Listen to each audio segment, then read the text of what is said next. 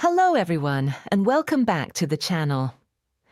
Today we're diving into one of the most talked about and controversial moments from the 2026 World Economic Forum in Davos, the creation of a new global diplomacy body called the Board of Peace, signed into being by former US President Donald Trump. This initiative was presented as a way to solidify the Gaza ceasefire and rebuild the war-torn region. But who is actually on this board? Who has declined to participate? And why are world leaders so divided over this effort? In this video, we break it all down. What is the Board of Peace? In January 2026, at the annual World Economic Forum in Davos, Switzerland, Donald Trump formally signed the charter, creating a new international body known as the Board of Peace. Trump described it as an organization intended to oversee peace efforts, initially with a focus on Gaza, but with ambitions that go far beyond a single conflict. According to the signed charter and Trump's own remarks, the board is meant to coordinate support for peace, security, and reconstruction in areas affected by conflict, particularly in Gaza after years of war. Trump has said this board could even work alongside or, in some interpretations, augment or replace functions traditionally carried out by the United Nations. Trump's vision and message. When he launched the board, Trump called it a global initiative, saying it wasn't just for the United States, but for the world. He insisted that once the board is fully formed, it can accomplish significant diplomatic and peacekeeping work. Trump praised the participating leaders, saying they were some of the most influential in the world and that their cooperation signaled a new approach to peacebuilding. He framed the board as a practical alternative to slower multilateral institutions, portraying it as results-oriented and action-driven. Who is on the Board of Peace? So let's talk about who is actually on the Board of Peace so far. And this is where things get interesting. According to official lists and the latest reporting, a mix of countries from the Middle East, Asia, Eastern Europe, and the Americas have signed on to participate.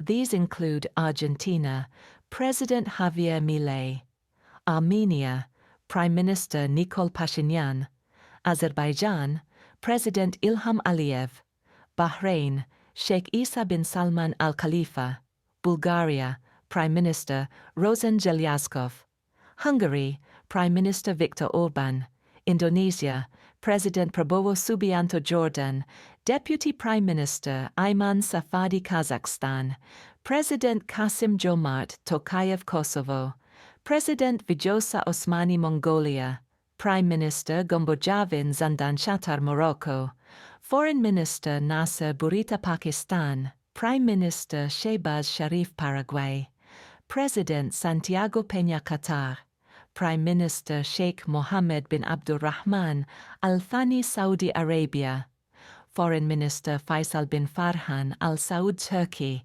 Foreign Minister Hakan Fidan United; Arab Emirates; Khaldun Al Mubarak Uzbekistan; President Shavkat Mirziyoyev. That's just a snapshot of the leaders who joined Trump at the launch. And more countries have reportedly accepted invitations or are in the process of considering membership. Who is not joining on the flip side? And this is a major part of the story. Many leading Western nations have declined to join or have not committed. Notable absences include France, United Kingdom, Norway, Sweden, several Western European partners. In addition, key global players such as India, Germany, China, and Russia have been invited but have not publicly committed to participation yet, with some indicating they are still reviewing the proposal or consulting internally. Canada's participation also fell apart. Prime Minister Mark Carney was initially linked with the board, but after a clash with Trump at Davos, And later, Trump withdrew Canada's invitation entirely via social media. Canada was left out of the initiative.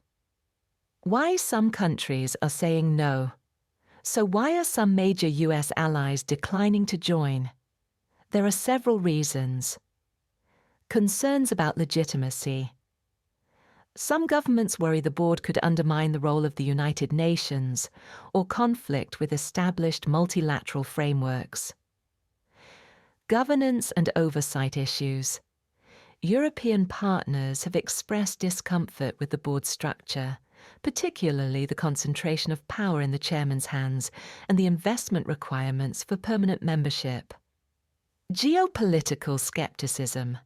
Countries like France and the UK question whether such an initiative can genuinely deliver peace, or whether it serves more as a political instrument aligned with US interests rather than an impartial peace mechanism. Criticism, humor, and public reaction. The board has drawn not only political criticism, but public attention and even humor. Comedian Stephen Colbert mocked the $1 billion membership price tag and the idea of a peace board as a lucrative new political club. Meanwhile, discussions around the board have highlighted divisions. Countries see Trump's push as either a bold peace initiative or a controversial US-centric experiment that may complicate existing peace efforts. What this means for global diplomacy. So what does this mean for international diplomacy and peace efforts? The Board of Peace represents a new model for conflict resolution advocated by Trump's team, one that attempts to hybridize economic investment, political coordination, and strategic oversight under a US-led umbrella. But the mixed global response shows that there is no consensus on this model. Some nations see value in new frameworks. Others see risk and competition with established bodies like the UN system. It also underscores how the Gaza conflict, and efforts to solve or manage its aftermath, remain deeply contentious across regional and global powers. Conclusion. In sum, Donald Trump's Board of Peace is now formally in existence following its signing in Davos, but who's on it and who isn't tells a story of global division. Many countries from the Middle East, Asia, and parts of Europe have signed on, while major Western powers have sat this one out or declined. Whether this board will succeed in its stated goals, from supporting Gaza's reconstruction to redefining multilateral peace efforts, is still an open question, and one that will shape international politics in the months ahead. Thanks for watching. If you found this breakdown helpful, make sure to like, subscribe, and comment your thoughts below. Do you think the Board of Peace can work? Or is it destined to fail without broader international support?